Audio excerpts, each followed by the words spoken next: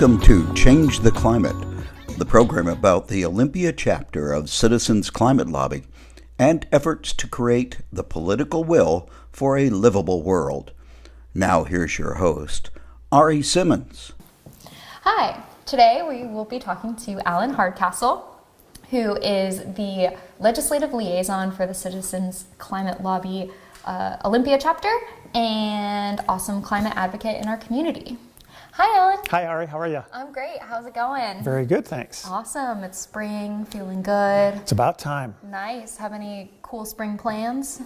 Just to spend more time in the sunshine. Oh, yeah. That's my plan, too. Awesome. Unfortunately, work and doing all of the things. Yeah.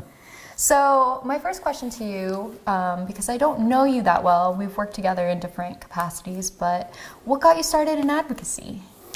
Well, I have worked for Washington State University for about 15 years now, and one office in particular, it's called the Energy Program. And the folks that work there work a lot with our utility partners, but also with renewables, energy efficiency, trying to think about ways to reduce carbon emissions. And I'm really interested in that because over the years, the more evidence I've looked at, and I'm a scientist, the more it's very clear to me that we have some huge issues going forward and that we need to take action quickly. So as I learned more about all the data and the science of climate change, I also was asked to teach a class at Evergreen State College in the Master of Environmental Studies program. And I decided, hey, this is a great chance to spread the news to students who are interested in this topic. And along the way, I built lots of friendships with other colleagues that knew about specific pieces about the clean energy future that we need. And so for me, it was great to teach what's going on, kind of a clean energy 101, but also to bring in experts in their own fields to learn about current developments, new technologies, and what we need to do to really save the planet. So that was an incredible experience. And part of what that did for me was it inspired me to do even more. Not to just think about it, talk about it, but take action. So early on, I remember walking through our farmer's market downtown, and there was this guy walking around with a clipboard. He was trying to get support for Initiative 732, which would have placed a price on carbon, very similar to what CCL is promoting actually, but on a smaller scale. That was David Fauch, who's the son of a former mayor of Olympia, and he also expressed interest at that time in starting a chapter of this organization called Citizens Climate Lobby. And he described to me what he thought that was. He was just learning about it too, and I thought, well, that sounds interesting. I'd like to talk with you about that.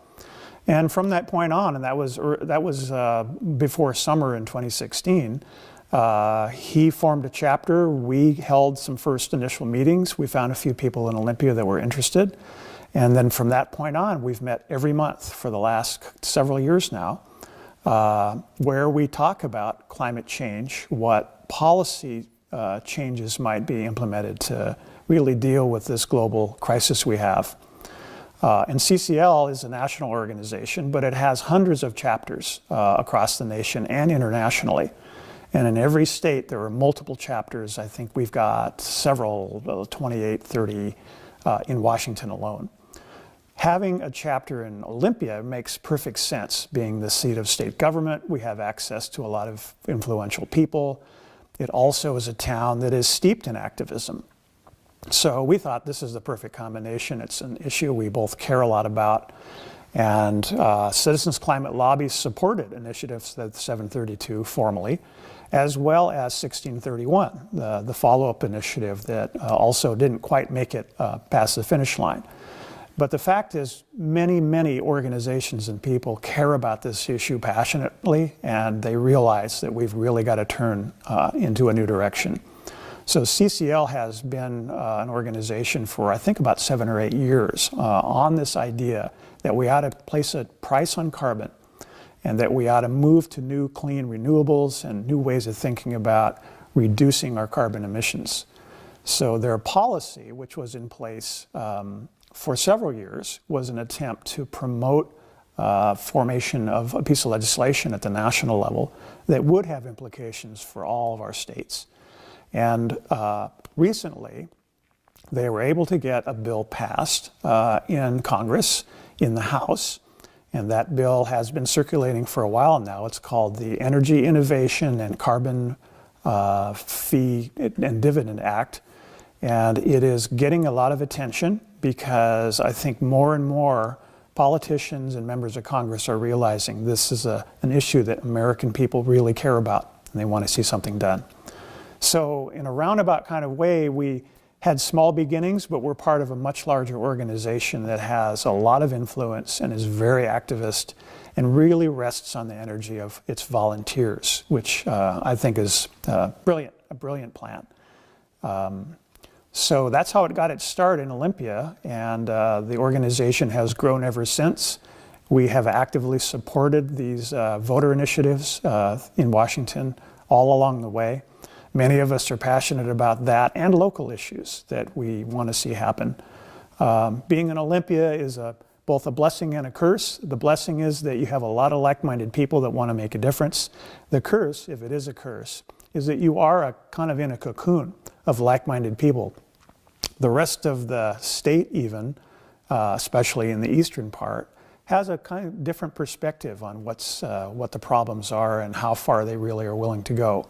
And that's a national challenge that CCL is facing, is how to get everybody aligned to support a carbon fee and dividend policy and legislation that will take us in the right direction. Excellent. So with the Energy Innovation and Carbon Dividend Act, can you give a brief overview of what that policy will do for the American people? Yeah. Well, the short story is the policy as it's constructed will reduce CO2 emissions 40% within 12 years. We know from all of the research that we have got to get carbon emissions under control very soon. We know that also that we need to figure out a way to provide an incentive for people to behave differently. Most economists and people that do the science agree that putting a price on carbon is absolutely essential. It's not the only thing we have to do, but it's a very important part of any overall policy to reduce carbon emissions. The fee that would be put on carbon emissions starts at the wellhead. It starts at the coal mine. It starts at the wellhead for oil refiners, and it puts a $15 per ton of CO2 equivalent fee on emissions. That fee, which starts at that level, would increase $10 per metric ton every year until we achieve the reduction targets we're shooting for. At the same time, this is a brilliant strategy because it doesn't just create a whole bunch of money that people fight over because they have pet projects. All of the revenue that's generated by this fee would go back in equal shares to American citizens. So full shares to every adult and half shares to every child in a household. This gives individuals control over how they use that funding. And interestingly, the analysis that we've seen shows that people who are low income and low mid-income benefit more from this strategy than people who are very high income and affluent. Which makes total sense. People who have low income have less resource to spend on heating oil and gasoline for their cars. It seems reasonable that we ought to really be thinking ahead about how to help low-income people and underrepresented populations benefit from this change, so they will support that. At the same time, changes in the incentive will force people, we think, to look at new ways to be a supporter for low emissions, buying electric vehicles as opposed to internal combustion cars, using more energy efficiency methods, techniques, and technologies to tighten up their homes, to make them more fuel efficient. So the strategy is you put a price on things you don't want and you provide incentives for things that you do. And this is one way that we will accomplish that. The other thing that it does is it puts in place a border adjustment. This is important because not all countries are going to support the same policy. What we want to prevent is American companies jumping shores to go to another country because the regulations may be more lax. This provides an adjustment at the border, both for imports and for exports that go to countries that are following suit with the carbon price reduction. There are other features to the bill, but the short story is it provides an incentive for the behaviors we want. It returns the money directly to American citizens to use as they deem necessary to adjust for higher oil and fuel prices. And also it creates incentive in Congress to really pay attention to what Americans want, not just to pet projects. Well, that sounds all excellent. And thank you so much for that really comprehensive overview of what this policy is proposed to do for us. I do want to highlight some of the things stopping this policy from being implemented. We do have a government that is continuously deregulating pretty much everything in our environmental sector. We have people who are in leadership positions who are former fossil fuel lobbyists, who believe in keeping things business as usual, status quo. My question is, what is the future of this policy? I mean, it sounds like a really important integrated approach to addressing the urgency of climate. Maybe it could even be strengthened to reduce emissions. You said only 40%. We need 100% within the next few years, according to the IPCC.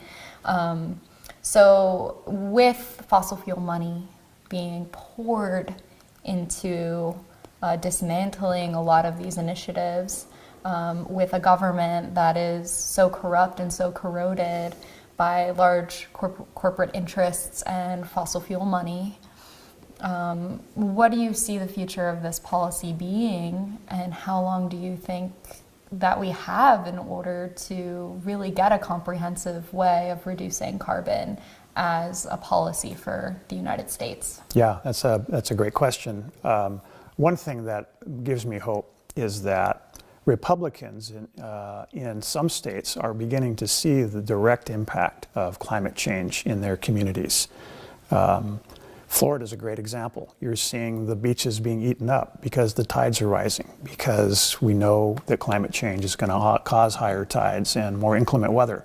We're even seeing more inclement weather in Washington state. And that is a trend that's only going to continue. We're beginning to see representatives in Republican districts realize that their constituents are concerned. They kind of have to pay attention to these trends. They can't dismiss them as they have in the past. It is becoming all too evident that we're feeling the effects now, not 20 years from now, not 50 years from now, but right now in our lives. So I think Republicans, as well as independents and Democrats, are being forced to pay closer attention because their constituents are demanding it. Now, how we approach a policy, the act that I mentioned a moment ago is not the only possible approach. There are other proposals that are somewhat less favorable to the environment and to a clean energy future than ours. So we will see what kind of compromise and negotiation occurs over time, because it's quite likely that we're going to have to all adjust and compromise and meet in the middle. That's our democracy, is that we figure out a way to make this work. The current climate in Washington, D.C. has made it very difficult over the last several years for us to be successful.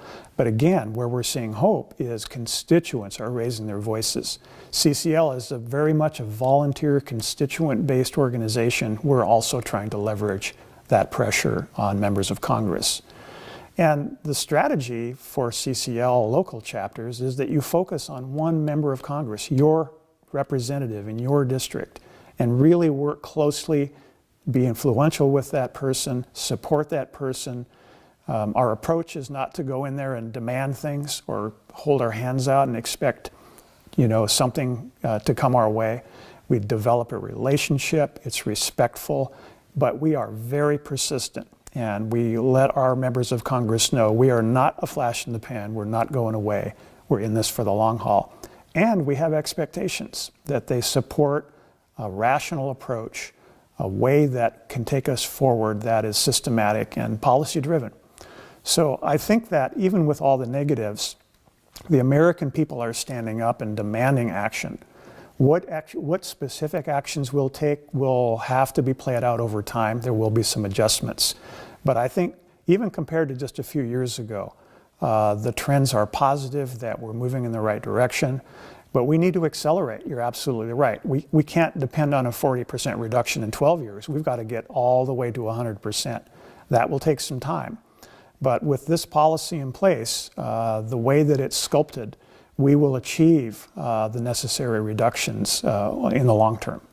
I think I agree with you that in terms of acknowledgement, awareness, and empowerment through movement, in terms of a groundswell of community activism, is definitely coming of age. In 2019, I think a lot of people who have been historically, politically, or activist-wise disengaged are now kind of finding community in issues that they care about, and I think that's really great. In terms of emissions, however, we have gone backwards. 2018 was by far the highest emissions emitted on record, and it was the fourth warmest year on record, in a growing trend now that every year is the warmest year on record. So there's a discrepancy in my view of it in leadership, not necessarily in solution building or in community building on these issues.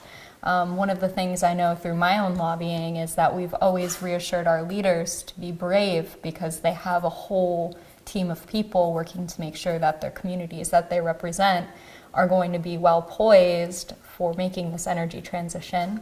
I know my work in Olympia Community Solar is one of those things, helping to spur a clean energy transition here in Olympia, but also to add clean power to our grid now that we have the promise of a 100% clean energy policy here in Washington State. So that's all very exciting, and that we have to look forward to here in Washington. We are very progressive, and we do have our governor, Jay Inslee, who is running for president, who's running on the basis of climate. So we have representation in that way moving forward into sort of the federal purview, which is very exciting. Yeah.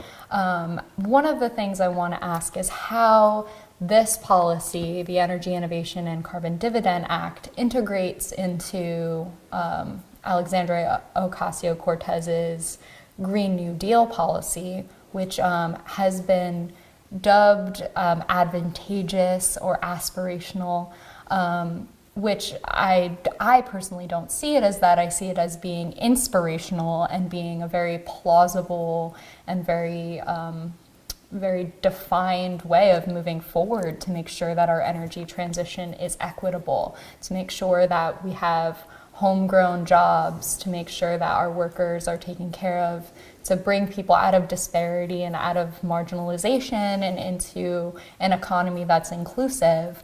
And I think Olympia is headed in the right direction for becoming a city that embraces those values, which is very exciting. And I think Citizens Climate Lobby will be a core organization leading those conversations and discussions about policy moving forward for the state and for the nation. How do you see this policy integrating into the purview of the Green New Deal? Yeah, no, it's a great question. I would say that CCL National, and as well as the chapters that support it, are excited about the Green New Deal. It is inspirational. It's not just another great idea. What I like about it is it's comprehensive. It says we're not just going to do one small thing. We need to do lots of big things, and we need to do it quickly. For me, that raises the level of awareness for a lot of Americans that perhaps have heard about this little problem called climate change, but they haven't grasped the enormity of it. So I think the Green New Deal has some very positive things to add to that conversation and awareness building. CCL's approach to the Green New Deal is, this is great for raising awareness, but it is still a ways from being a defined set of specific pieces of legislation and specific policy remedies. It's kind of where CCL was 4 or 5 years ago. We had an idea, but we didn't really have traction yet for supporting this kind of approach.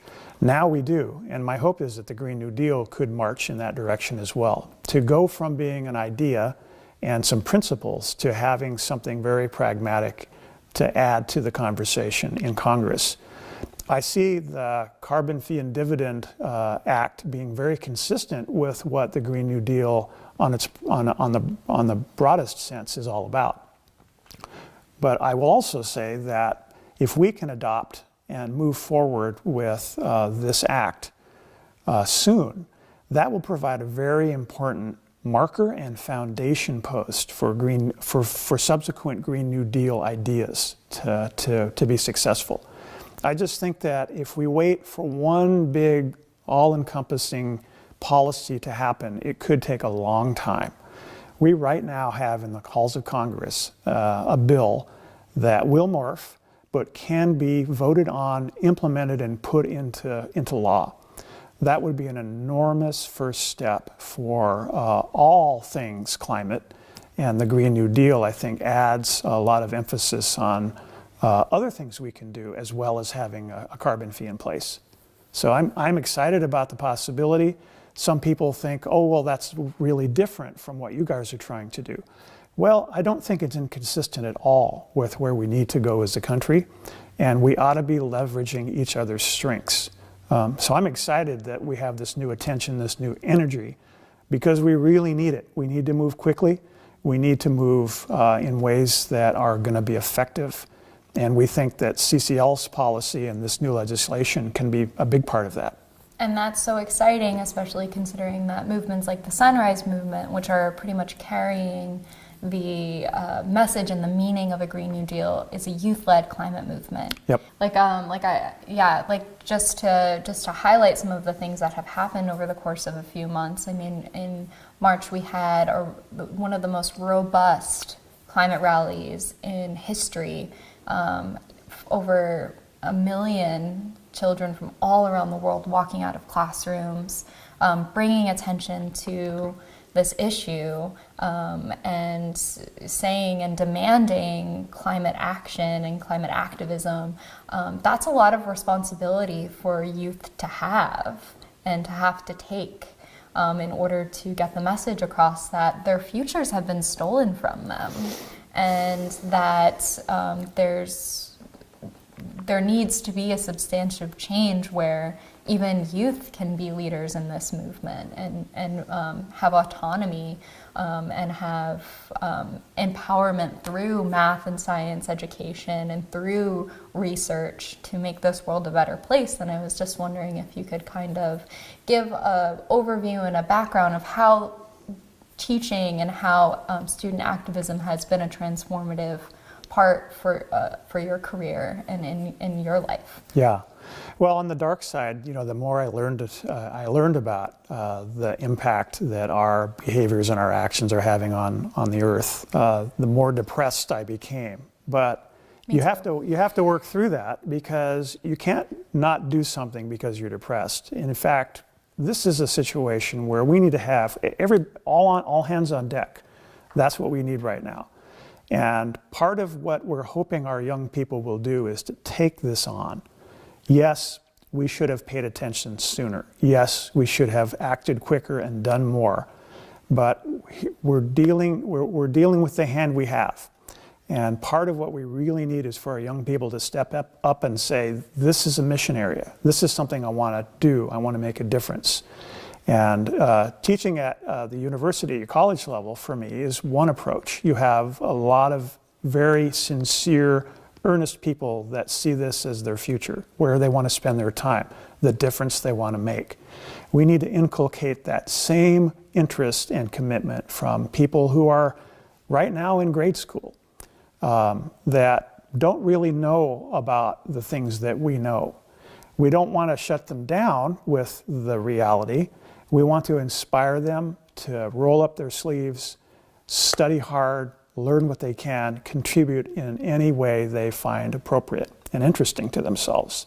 So as much as science and math and technology is really important, all those STEM academic areas, every discipline, every person needs to contribute in some way. So I think it's a call to action that we're trying to invoke, and we need to reach down into the early grades as well as into high school and college. All hands on deck is what's going to get us through this. And hopefully with some changes during the election, we'll have new leadership to help inspire that next generation. Great. Well, thank you so much for having this really intelligent and amazing conversation about what CCL is doing and what we're doing at the national level and local levels to really make a difference for this world and for our state. And I'm so excited to work with you in the future and make sure that our world is healthy and habitable now and in the future. So is there any upcoming events that we should know about for CCL? Well, every year CCL sponsors a nationwide conference and a lobby day where all members of CCL are invited to come to Washington, D.C. One of those days, we go en masse to the offices of our members of Congress. Last year, when I was there in June, we had over 500 individual meetings with members of Congress. And we will go in teams, we will go in groups, we will go to each other's offices, we will share that responsibility. But the idea is to meet individually with our members of Congress and their staffs, who are really essential to getting the word out, and talk to them about our interests, our concerns, the legislation that's floating through their halls, as well as how we can work with them in partnership to make sure that we make a difference going forward. It's very inspirational because you're in a room with hundreds of other people who care passionately about this topic.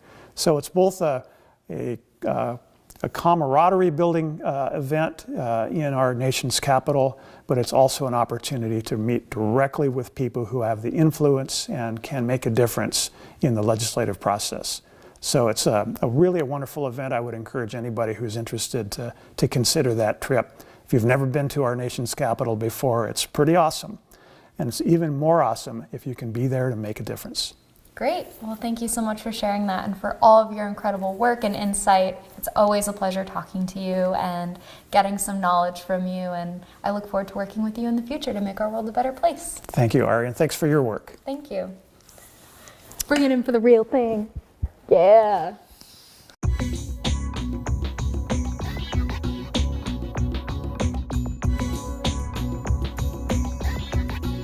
If you would like to know more about Citizens Climate Lobby, go to citizensclimatelobby.org or join us at the Olympia Center at the intersection of Columbia and State on the second Saturday of the month at 9:30 a.m. Thank you for joining us on Change the Climate.